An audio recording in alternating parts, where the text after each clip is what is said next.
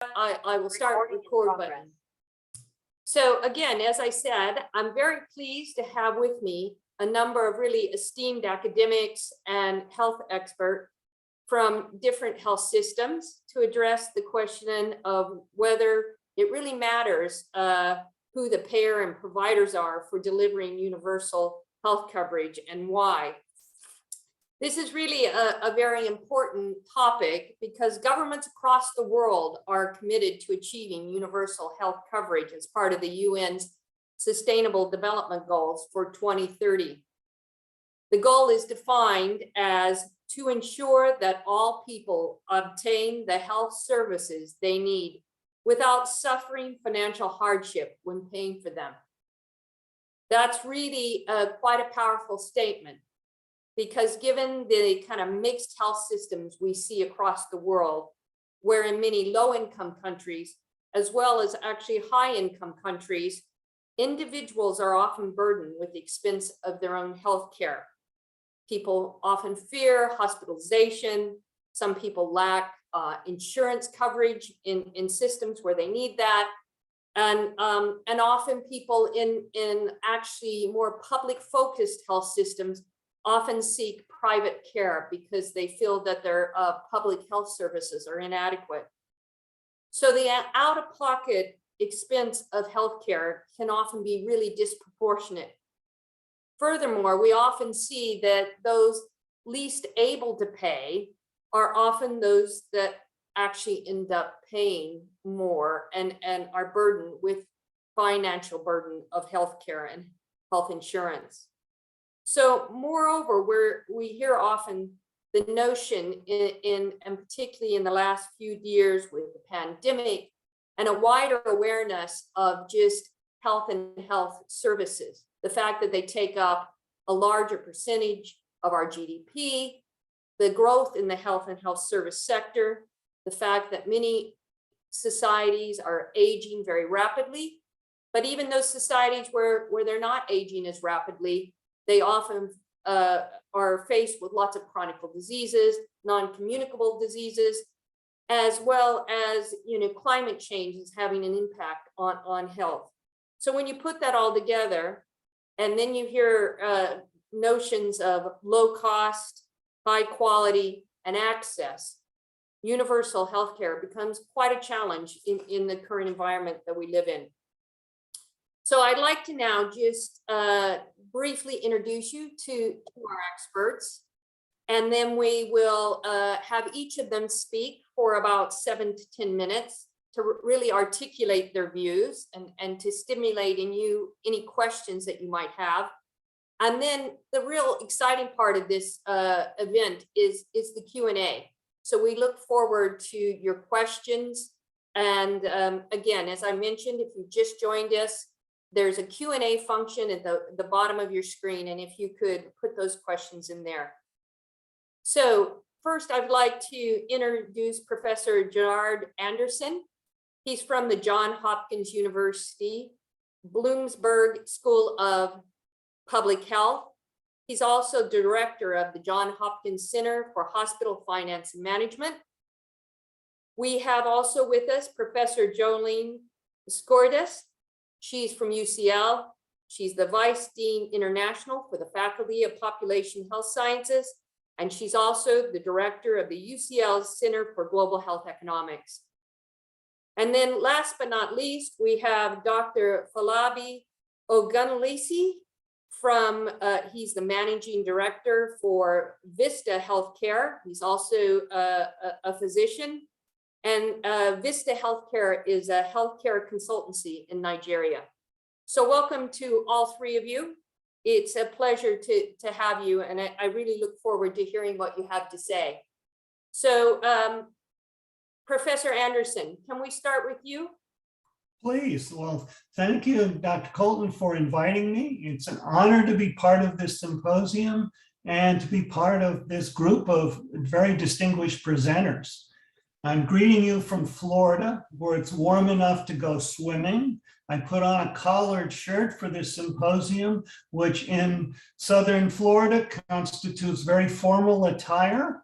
I've taken advantage of the fact that Johns Hopkins says they don't want to see us in the month of January, so I escaped to Florida. So let me begin with a negative statement.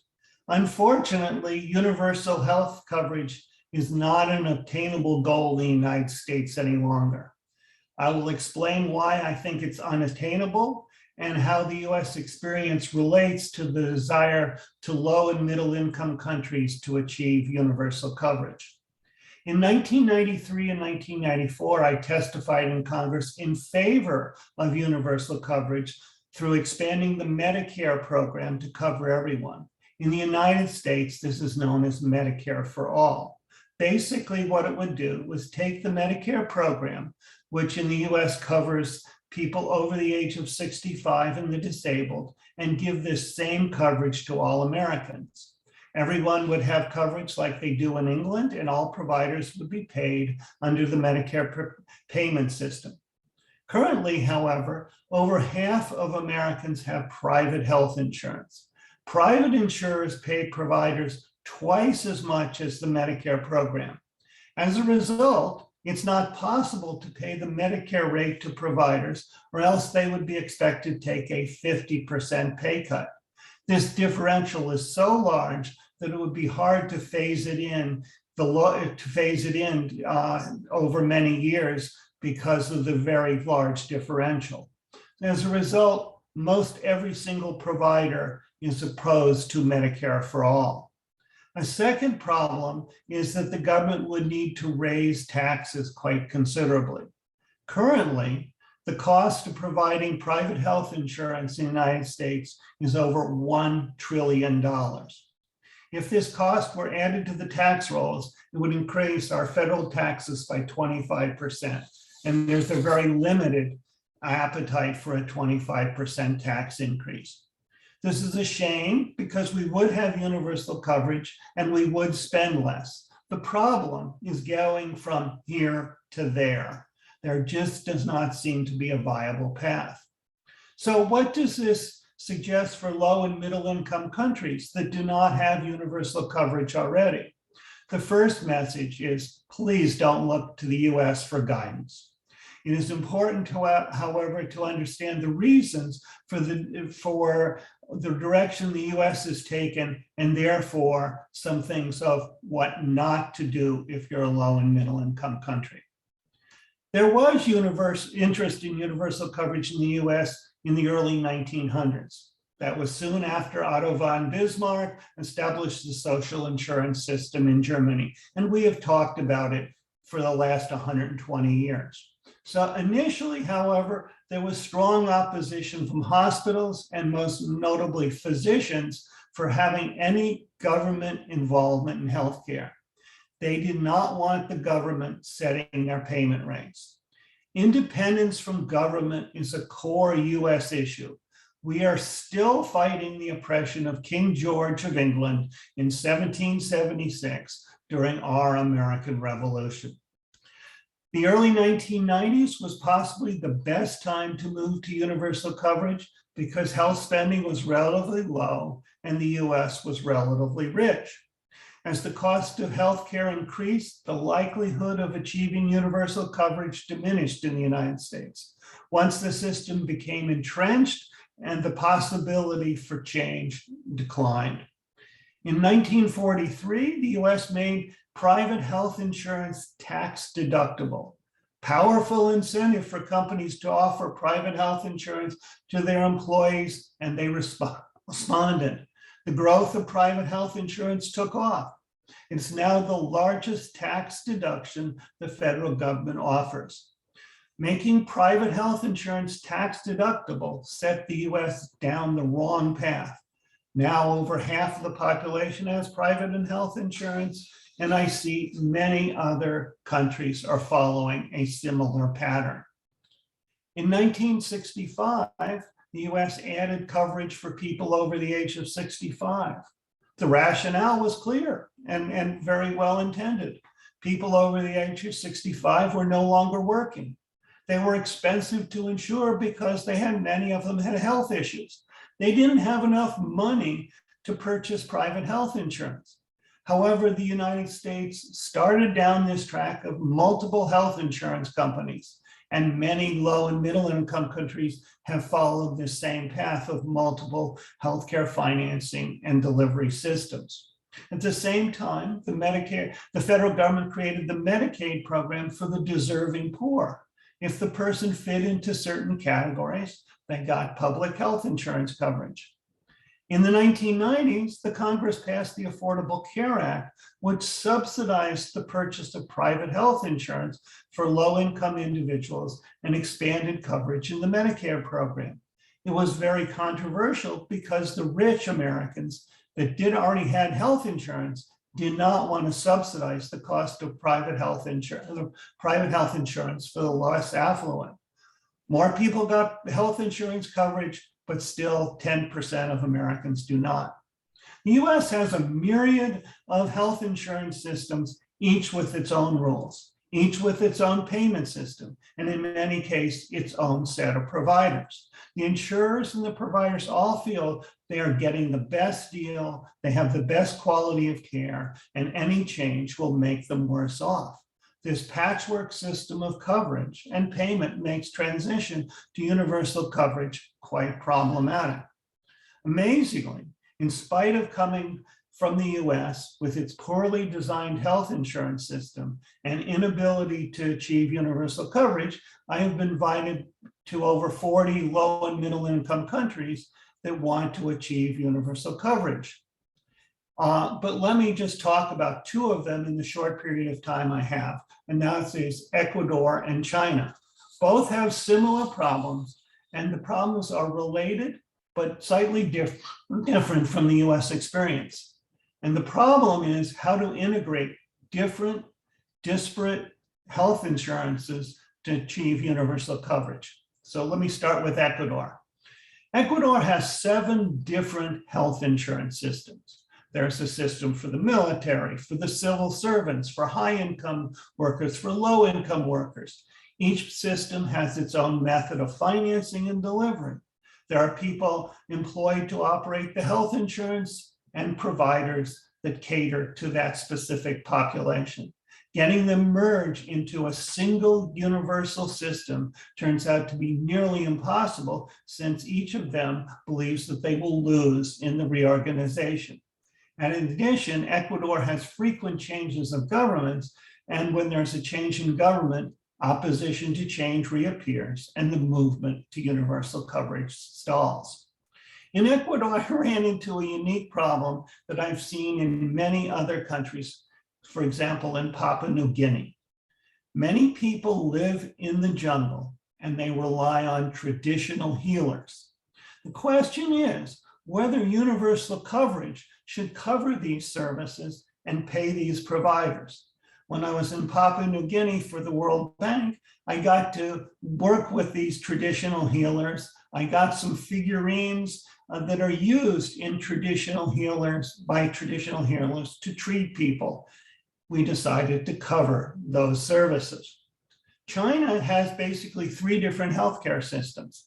One for the urban population that's born in that city, one for urban residents that migrated to the city, and one for the rural population. The benefits, the delivery systems, and the amount that they providers are very different across the 3 systems. Trying to merge these 3 systems to achieve universal coverage will take years in a country, even when the government is in complete control and relatively stable. The rich urban residents do not want to give up the good benefits that they have so that the poorer rural residents will have parity. My experience in working with low and middle income countries is the biggest challenge they have is to integrate the various systems in the country. Once a system is established, there are going to be winners and losers, and moving to universal coverage, we find that the losers fight harder than the winners. Thank you. Thank you so much. That was really a great scene setting and mood setting, as it were. I now want to turn to Professor Skordas, who will also add her insights. Thank you so much. And thank you, Gerard, for such a great overview from your own experience. I was asked to talk a little bit about whether it matters who pays and who provides, and I'm going to do that in a moment. But before I do, I just want to reflect on Gerard's real exhortation to not follow in the footsteps of the United States. And all I can say is what a pity during IMF and World Bank-led structural adjustment packages, most of sub-Saharan Africa was encouraged strongly with a series of loans attached to follow in the United States footsteps. And a lot of the challenges we now face in moving towards universal health coverage is actually just about undoing that trend. So some countries in sub-Saharan Africa had really well-functioning universal health coverage, free at the point of use, good integrated systems. That was undone to let the market play its role, and now we need to move back. And so I'm going to briefly reflect on why it's more of a problem to let the market handle healthcare provision in healthcare than it might be with some other goods. And there's two real characteristics of the market for healthcare that are important to note here without going into too much detail. The first is that the market for healthcare is selling health, but we can't sell health in a bottle. Even if we could get those little figurines from Papua New Guinea, that might be useful, but we can't sell health in a bottle, so we got to sell healthcare. So there's that gap, and part of that gap results in information asymmetry. What the insurers know and the providers know, the patients know and the doctors know, are all different sets of information. So things can fall through the gaps there. There's room for some incentivized behaviors that may not align. So that's the first, is our information asymmetry problem. And the second is actually our externalities problem. It matters if we have an unhealthy population, and it doesn't just matter to the sick person, it matters to the population as a whole. And the current COVID crisis is the best possible example of that. So yes, it matters if an individual is vaccinated, but it doesn't matter only to that individual. It matters to society as a whole. So if we were to just use the kind of individual benefit of consuming that vaccine, we'd really price it all wrong, and we get the wrong levels of supply and demand. So I hope I've convinced you that it matters. If we split the world into two main types, one where you've got the same payer and provider, like the UK type system, you've got much better cost containment, you've got better aligned strategic and political priorities. What you have are challenges with under provision. And so you'll have to have a set of strategies to really promote increases in service provision. And there are lots of examples from the UK where that's been done using targets, quasi-markets. There are ways to do that. In other places, like the US and other parts of Western Europe, and I'm going to differentiate between those in a moment, you have a different payer and a different provider. And that creates a cost escalation problem because of the information gap that falls in between the payer and provider.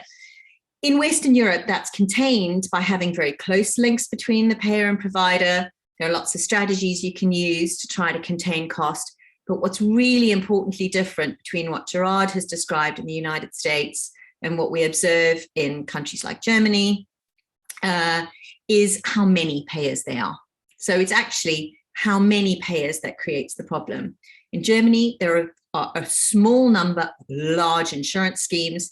In the US, there are a large number of small insurance schemes.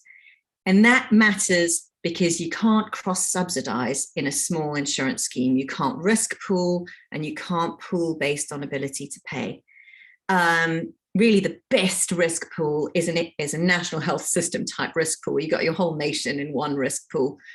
But the more fragmented your payer market is, the more risks borne by every individual. And of course, the most fragmented payer market is the individual payer market, where you've got a risk pool of one, and every individual patient faces their risks of healthcare and the costs associated.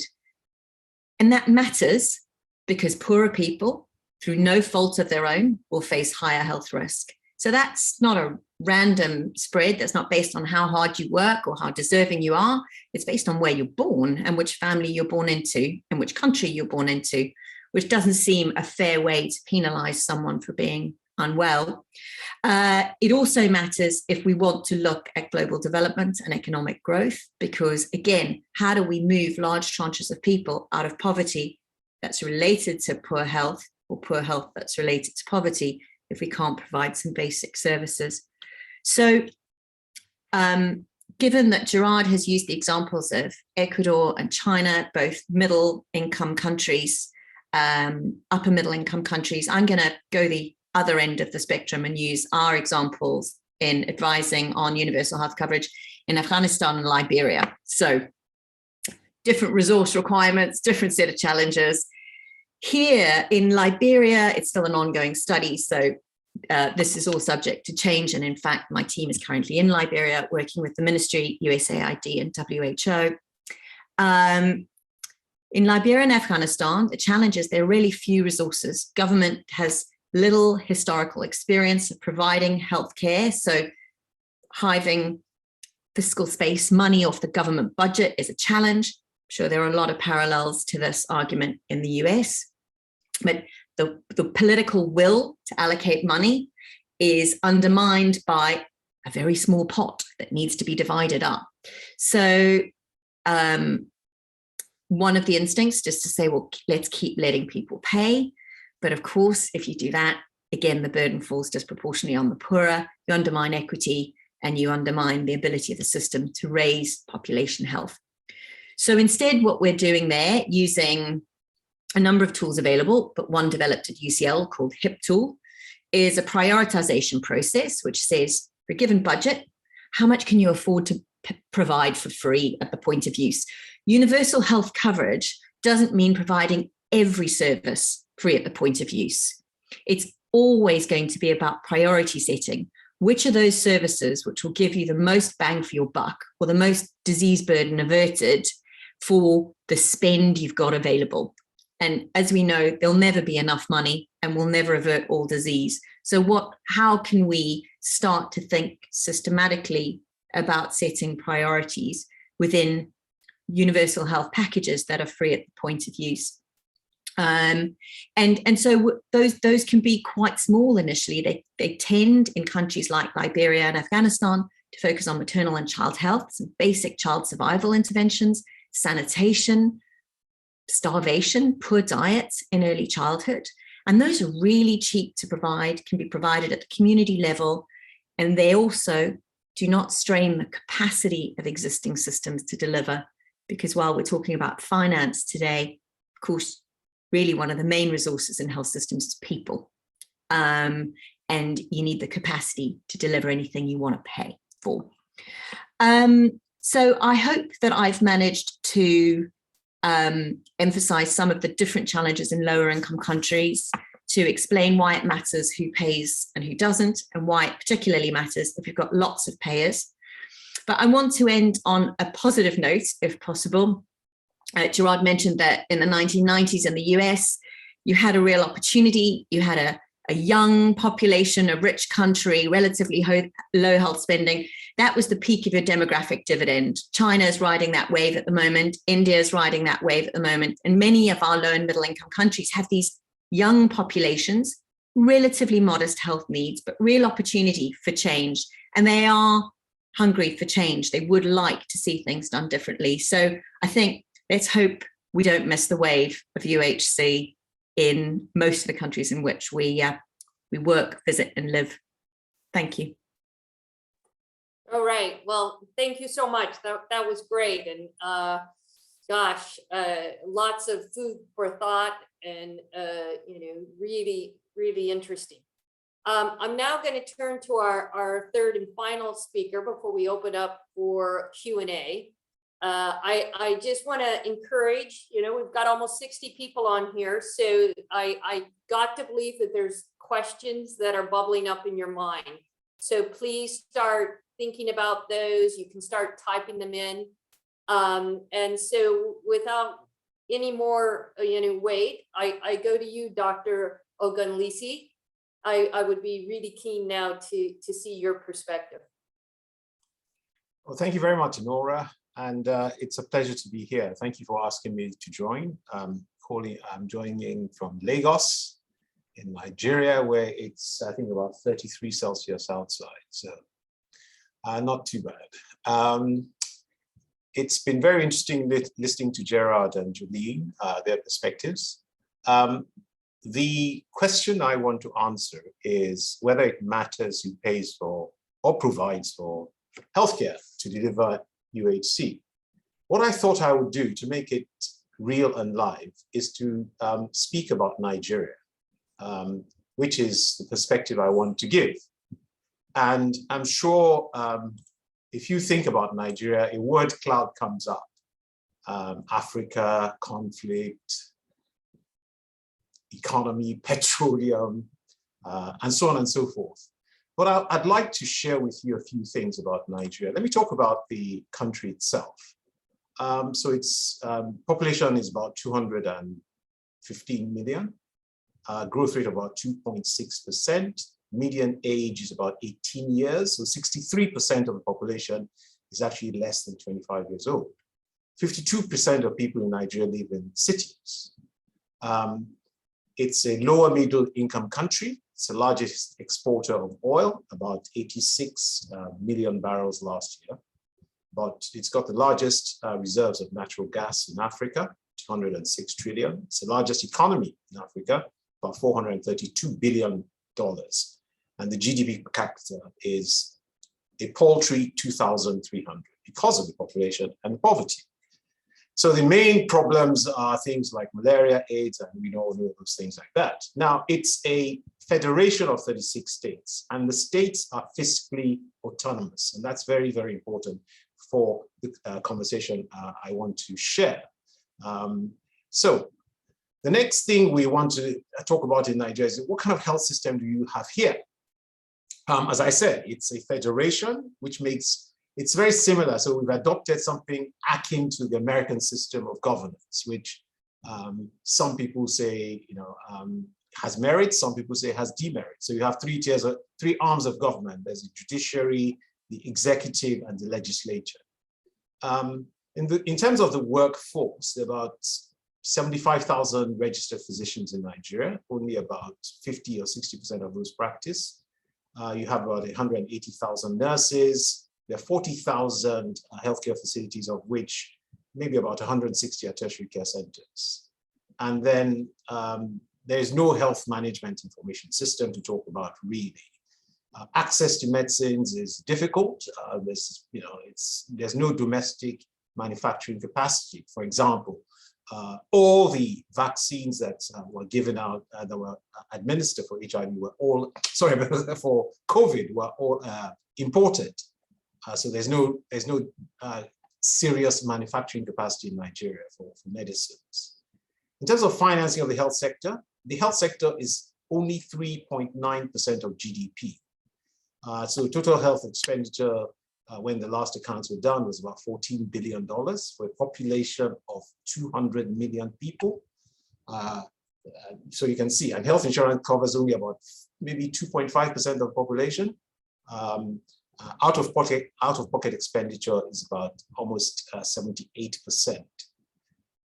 So that's setting the scene for what the outcomes are. Life expectancy of 55 years, maternal mortality rate anything between 600 and 815 per 100,000, infant mortality rate of about 110, and so on and so forth. Government-funded expenditure is only $12 per capita. 86 is required for UHC. Government health expenditure as a percentage of GDP is only 0.7%. You need about between 4 and 6% for UHC. So you can see that you have a country where clearly we have not attained any of the Millennium Development Goals, talk less of the SDGs, not to talk about UHC. So there is a serious inequity in terms of access to healthcare.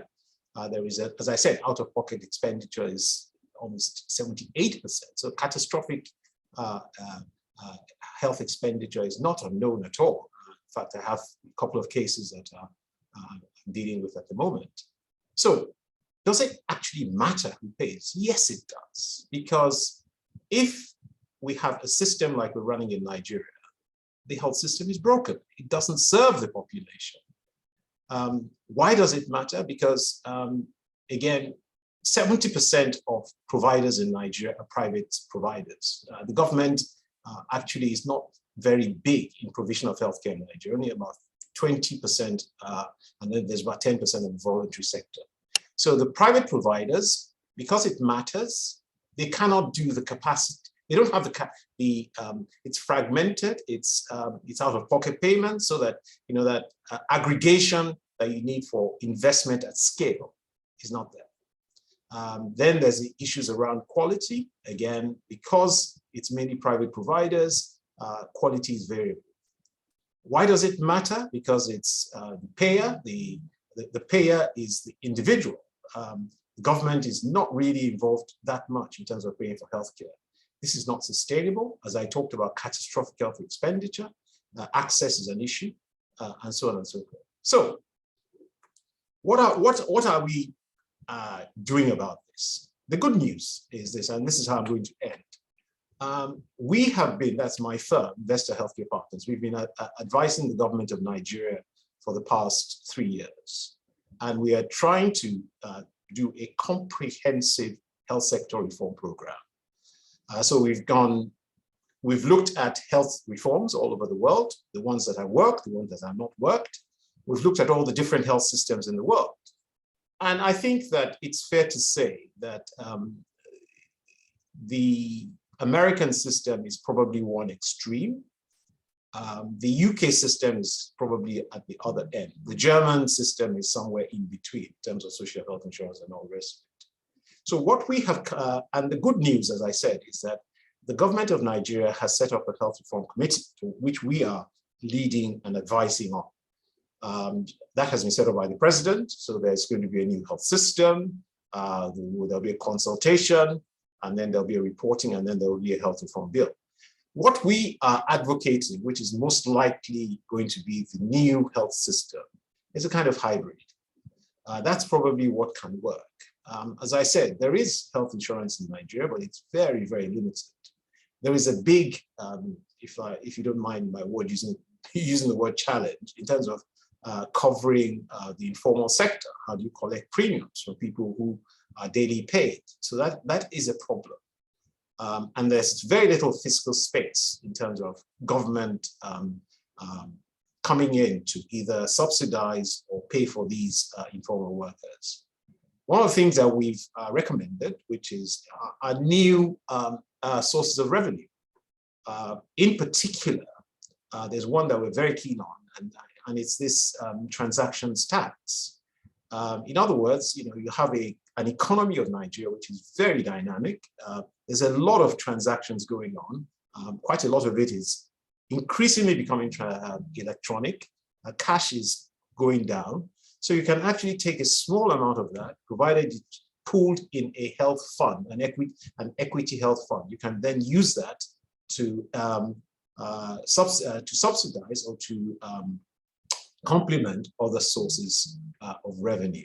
Obviously, there have to be things like reforms in terms of the provider payment mechanisms to encourage investment at scale. So there, again, as one of the things that we're advising on, is a hospital modernization program. When we looked at the hospitals in Nigeria, some of them were built about 50, 60 years ago. So they're not really functional. They cannot deliver modern healthcare in terms of looking 50 years down the line. So it's exciting. It's a real world scenario that I've tried to paint.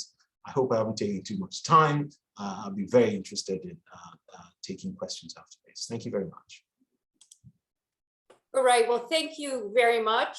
Again, really interesting. I think, my takeaway here is it poses more questions than answers, but I think that's really part of the challenge that we face.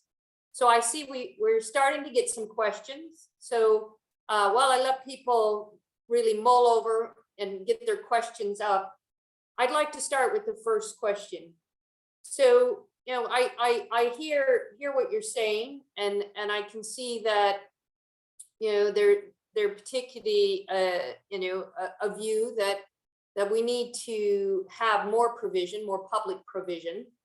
And I think, for me, it always comes back to this, and I think Gerard, is kind of, can we get, through taxation, and I think, Falabi, you've really, provided an interesting kind of way to think about how you fund healthcare. We often come back to this whole idea of taxation and the fact that often in most societies, it is the wealthy who make the rules of the game.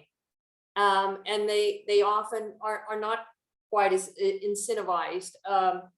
And I think even, and I'd be interested, Jolene, to hear your thoughts about, how that kind of private insurance works in the UK, because there are many people that opt out and take private insurance along with, that kind of NHS provision. People can afford to do that. So how do we get that kind of, taxation? Is it through taxation? Gerard, you said, of course, it would take 25% increase in taxes, and people aren't. So in this kind of spirit, what are some of the other ways that we could fund, and how do we make sure that we're giving people a voice? So when I teach comparative health insurance classes at Hopkins, I always start with a discussion of values. And we discuss values in a variety of ways, but since we're talking about taxation here or financing, there's basically, as an economist, there are three different ways to do it. There's progressive taxation, there's flat taxes, and there is regressive taxation. And progressive taxation is what you essentially have in the UK, where, people who make more pay a higher tax rate than people that don't. And, with most public systems, that's the approach that has. And, in low and middle income countries, that's very hard to accomplish simply because most people do not pay taxes. They don't have a system there. Most of them are working in the informal sector. So it's really hard to get enough money raised through the tax system. The second system is what Germany does, which is a flat tax, where you pay a certain percentage of your income, and it's a flat amount in Germany, about 8 or 9%. If you make 1,000 euros, you pay 8%. If you make 100,000 euros, you pay 8%. So the people who are low income will get subsidized by the higher income people, but it's not a progressive taxation system. And so we see a number of countries that have chosen that. And then finally, there's the regressive system. And that is where you pay basically an insurance premium. And that means that the person who makes a little bit of money pays a lot higher percentage of their income than person who pays a very little amount of money. And Dr. Ngesi talks about the fact that in Nigeria, the discussion is some kind of a tax on transactions or sales. And sales taxes are also tend to be regressive taxes, because the poor people are the people that buy things, and the rich people do not have to spend as much money as a percentage of their income buying things. It makes complete sense as a system, but it is a regressive type of financing system. And so these are the values, when I talk about it in class, that I think countries have very different values, and each one of us on this call today have very different values. When I talk within the class, in the medical students or in the public health students, and I say, which do you prefer? I can honestly get, and this is the United States, a third, and a third of people viewing this is the appropriate way to go. So, it is really, what we're talking about today is technology and how you design payment systems, but a lot of it comes down to your values. Okay, thank you so much. Would either of the other presenters like to comment? I'm very happy to jump in. I'm going to take slight issue, Nora, with the idea that lots of people in the UK opt out of NHS services. So private health Well, insurance. I'm not saying they opt out, but they Oh, have great. private insurance alongside. Okay, yeah, because it's a top up only. It doesn't cover maternal and child health services. It doesn't cover A&E services, and will usually only kick in after waiting lists move above, waiting times move above a certain point.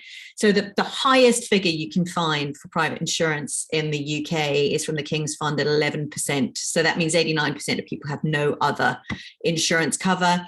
And that insurance cover is largely concentrated amongst professionals in London. So it's really atypical of insurance because it is this sort of top up opt-in. Probably a better statistic to look at is the number of private GP provisions is only 3% of the total of GP consultations. So the majority of primary care, 97% of primary care, all happens in the National Health Service. I really want to emphasize that because I think the UK and the US are on two ends of the extreme. And Sandeep on the Q&A has asked, which do we think is the most ideal? I think it's all coming out in the wash, Sandeep, that actually having a single provider and a single payer in the UK has proven to be the most efficient efficient way of organizing a health system. Now, of course, that is because we've got a decent tax base that is progressive. We've got hypothecated tax for health. So we've got national insurance contributions, which are for health in the UK. And those are very significant challenges if you're moving towards that and you haven't had 80, 60 years of that as we have in the UK. So I think the ideal system is the one with the fewest number of payors, so the smallest amount of fragmentation in the system, and where there is some accountability by the providers, because an anonymous attendee is asked how current healthcare provisions are regulated. Well, that differs significantly from country to country. In some countries, it's almost entirely unregulated. So that's your one extreme. And in the UK, because all vast majority of medical health professionals and provision is effectively state provided by the NHS, there are standards and regulations in place. So depending on who's doing the providing, you can have some regulation. Depending on who's doing the paying and how much fragmentation you have a more expensive or less expensive system. All right, thank you. And Falabi, do you want to chime in there? Yes, thank you very much. I think the perspective I come with is that at the end of the day, it's a national conversation because there are very, very different, just like Gerald said, value systems. So for example, what works in Germany will not work in Nigeria. So you have to have a national conversation. How are you going to fund healthcare? Which is what we're having at the moment in Nigeria. We've looked at the whole business of a single payer, taxation, and it's a very, very interesting conversation. We don't look at it in terms of regressive and progressive, because those are just labels that somebody put on these things. You have to look at it, what is appropriate for your own environment. We cannot collect taxes from somebody who is a motorcycle taxi rider. So, and you have to provide healthcare somehow. So there has to be some way by which, and the only way that that person probably interacts with the financial system is through financial transactions. That is probably the only way. They don't pay taxes. There's very little in terms of their records. So that is, if you can take a small amount, that is one of the ways that we think that you can fund healthcare. So the conversation has to feature things around culture. For example, in certain parts of Nigeria, paying for health insurance is actually a taboo. It's almost as if you're saying that you want to pay to get ill. So that kind of mentality may not be understood by somebody who is in London, but that is the reality in certain parts of the country here. So it has to be tailored to your own particular jurisdiction. Thank you. Okay, well, thank you. So going back now to the questions, and thank you so much. We've got 6 questions now, and Sandeep has asked, is the obstacle then more finance related or is it more operational? Who'd like to take that? I'll start. Essentially, I think it is mostly financial, just figuring out a way to bring in the money and then distribute the money is the biggest challenge. And that's where the values come in. Yes, we have seen in many countries just the operations failing, and they have to work, but in where you have to start is in the financing thing and give the right incentives. So where we see operations not working is where the financial incentives to work very hard just do not exist. And so you see, and we see this in European countries, but we see it in low and middle income countries as well, where the salary is just very low for the physician and the other healthcare providers. And so they look to to get money in other settings. And that means that the current setting is essentially not working. Or as Dr. Falabi says, it is, a 60-year-old institution, and it's just going to be hard to make a 60-year-old institutions very effective. But it really starts with, for me, with getting the financing system and the incentives correct. And that's where, your business school will work well. Great, thank you. I'd like to jump in if that's okay. Absolutely. I think it's a chicken and egg. I agree with Gerard that we need the money, but in a lot of the low-income countries where I've worked, there's no one to pay, there's no one to incentivize, because long-term underinvestment has actually reduced the capacity of the system. There are no physicians; those who are able left, and so the discussion is actually not only about financing, it's about task shifting. Who is there to do the job? How can we get nurses to do doctors' jobs and affiliate health professionals to do nurses' jobs? Because there are no people. We work in places where there is no drug supply. So money to buy drugs would be great, but there's no cold chain and there are no purchasing and procurement mechanisms.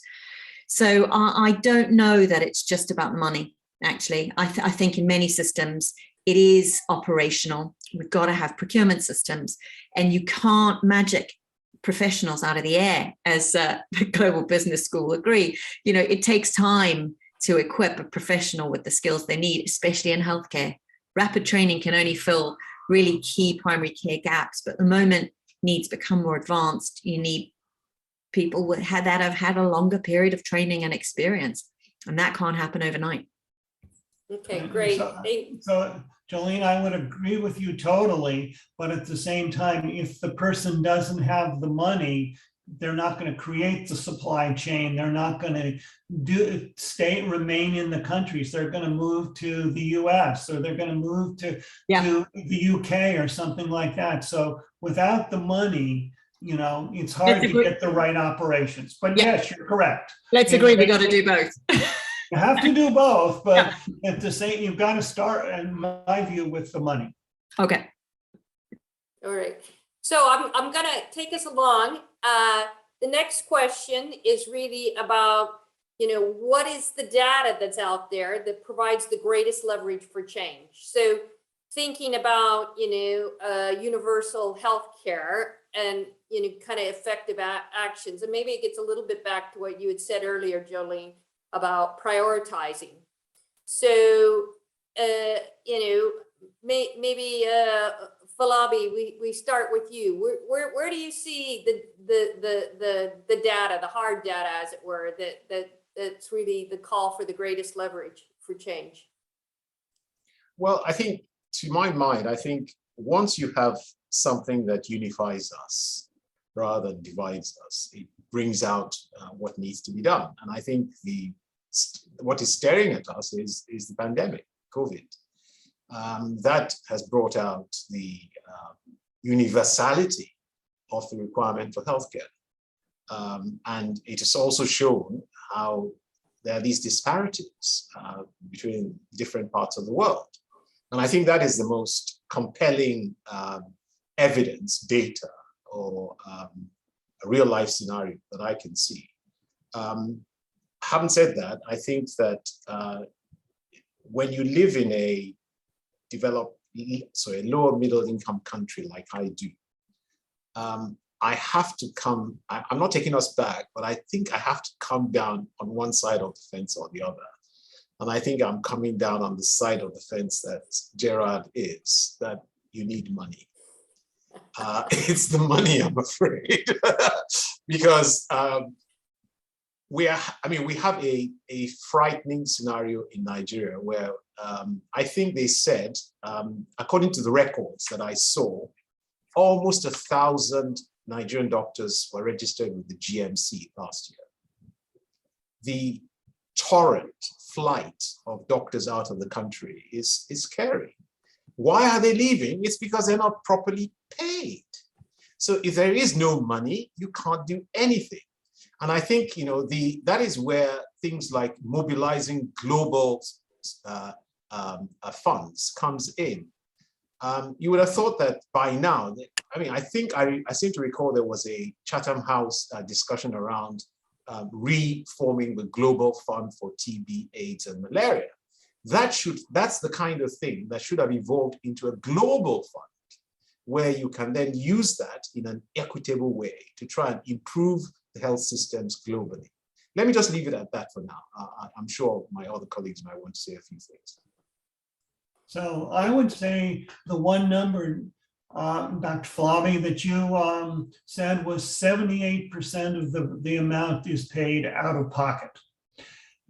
That's just not a sustainable thing. I mean, if we all had exactly the same level of illness, maybe, but we don't. I mean, some of us are perfectly healthy and some of us have multiple chronic conditions. And if you have multiple chronic conditions, every year you're going to be expensive.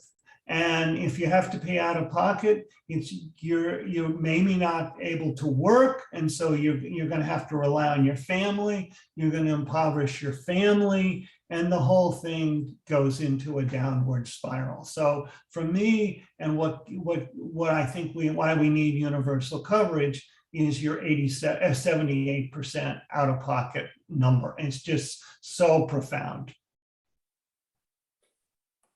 Thank you so much. So I'm going back now. I'd like to get a few more questions in. I see we have 5 minutes. So, but an interesting question. Is it possible to adapt some of these business models across different health systems from different countries to really create a difference? I mean, is there a way to that kind of search for perfect health system? Are we really, is it really so contextualized? I mean, we think of other parts of business and, we act in a very kind of uniformed way. Health systems really stand out. So it doesn't really get down to that kind of value, cultural context. Is there a way, is there a system that we could all aspire to? Jolene, I want to come back to you because I know you were espousing earlier, it's the UK. So it's not so much the UK, it's just not having a fragmented payer system. It's just we're one of the places that doesn't have a fragmented payer system, and where we haven't tried to pretend that healthcare is a market like any other good. And that does come down to this question. Can you just use your expertise of fast-moving consumer goods and your knowledge of selling shampoos or computers and use that business model for healthcare? No, you can't, because it's not just chronic conditions people are paying out of pocket for at 78%. It's multiple acute conditions. And what we're finding is they don't have that. The money runs out and people die as a result. So it's not just, well, you can't afford cake today. It's you can't afford anti-malarials today. You can't afford to keep your 1-year-old alive today. So, and whether we as a society, nationally or globally, find that acceptable is the question. And so I've never disagreed about the need for money. I just think it's not enough, because we also need expertise. The Global Fund has mobilized significant amounts of money in Afghanistan, but we have not been able to mobilize systems and structures. And the business model will say, create incentives, pay people more.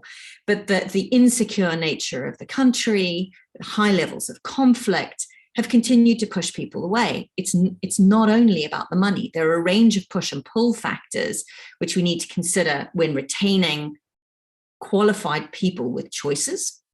And money isn't the only thing that's going to keep them.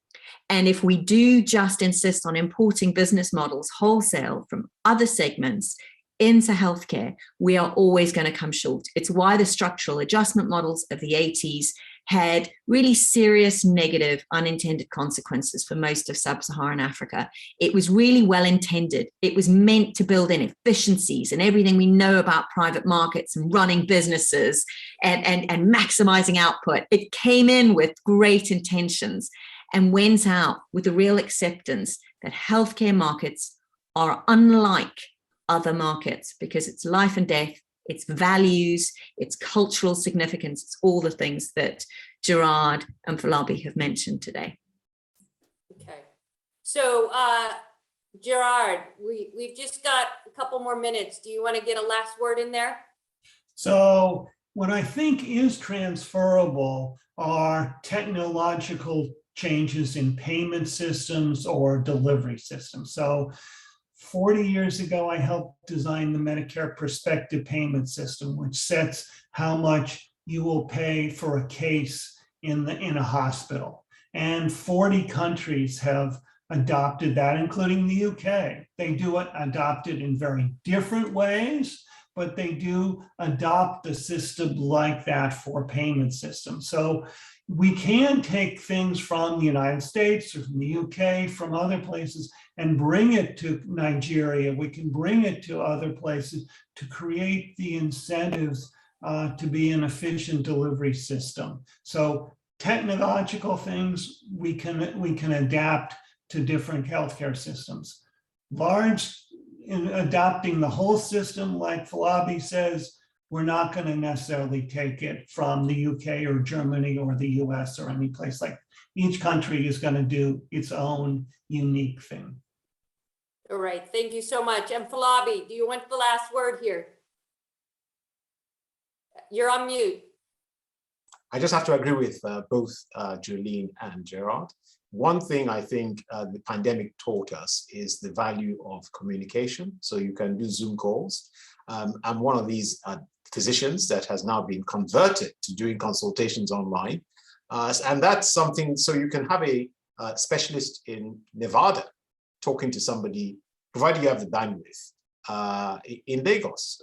So that's one thing that is transferable in terms of healthcare. Healthcare it's a kind of personal thing. Somebody has to give you an injection, somebody has to, so it's a little bit difficult to say you can do the trans-border ones. And I think I cannot stress more what Jolene has said about this issue of bringing the market to bear in health systems. It's probably fine in some jurisdictions. In lower middle income countries, they're not, the markets, the countries are not developed enough for that kind of philosophy. I'll just leave it at there. Thanks very much. All right, well, thanks to all of you. It's been fantastic, really interesting. I don't know that we found any answers, but I do think we have highlighted the importance of context for looking at some of these topics. So again, thank you and have a lovely evening, lovely afternoon, lovely morning, wherever you're at. So take care. Thank you. Bye. Thank you. Bye.